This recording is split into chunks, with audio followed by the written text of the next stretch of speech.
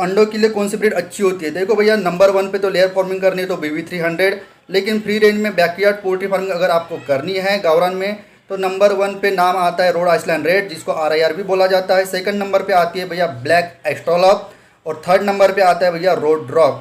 लेकिन उसके बावजूद भी आप DP और DP क्रॉस को भी अंडे के लिए पाल सकते हैं, काफ़ी अच्छे से अंडे देती है। साल भर में आपको आराम से 130 से लेकर 160 में अंडे मिल जाएंगे।